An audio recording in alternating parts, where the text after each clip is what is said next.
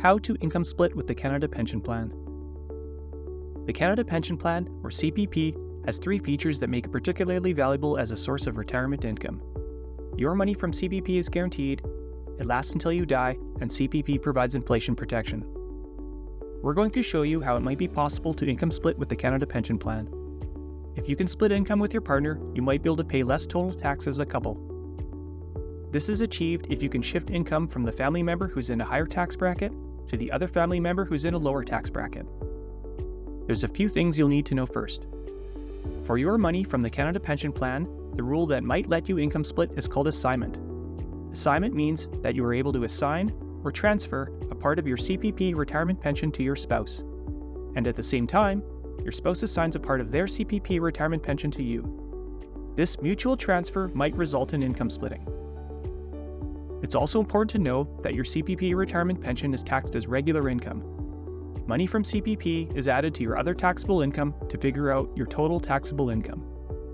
You have to figure out three things to know if CPP assignment will result in income splitting for your situation: the portion of your CPP pension that can be mutually assigned with your spouse, there needs to be a large enough difference between your CPP retirement pension and your spouse's CPP pension, other sources of income, and your tax rates. Let's look at each of these three requirements one at a time. Number 1. The portion of your CPP pension that can be mutually assigned with your spouse. To figure this out, we need to know how long you've been married or in a common law relationship compared to your joint working lives. Your working life for CPP purposes begins when you turn 18 and it ends in the year you start receiving your CPP pension. For couples, your joint working lives starts when the older person turns age 18 and it ends when the second person of the couple starts receiving their CPP retirement pension. Then you need to look at when you got married or started the common law relationship within your joint working lives. CPP earned from contributions made before the relationship started cannot be assigned between partners. The portion of time that you were married or in a common law relationship within your joint working lives is divided in half.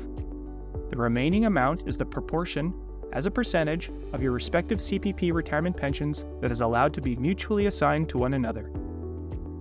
This brings us to requirement number 2. There needs to be a large enough difference between your CPP retirement pension and your spouse's CPP pension.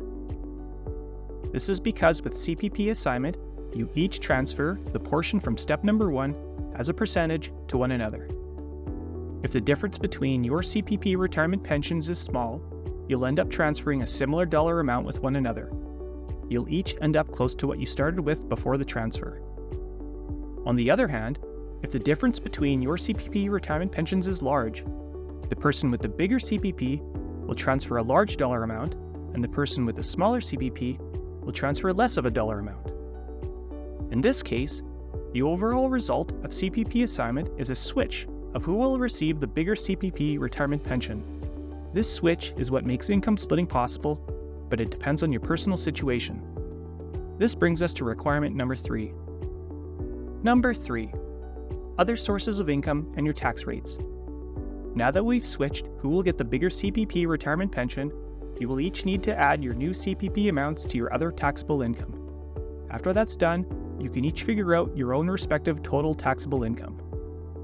Once you do this, you can see what tax rate you will each need to pay. The result of the switch in who will get the bigger CPP retirement pension might shift enough income from the family member who's in a higher tax bracket to the other family member who's in a lower tax bracket. The result might be a lower combined total of tax that needs to be paid. If this happens, you've achieved income splitting. When figuring out if income splitting is possible, the first 2 steps can be done by analyzing Canada Pension Plan information alone. However, the third and last step requires information about your other sources of income and some tax calculations. Whether you can income split with the Canada Pension Plan or not, it's important to remember that CPP has 3 features that make it particularly valuable as a source of retirement income. Your money from CPP is guaranteed, it lasts until you die, and CPP provides inflation protection. What else would you like to know about how CPP works? Please subscribe and tell us in the comments.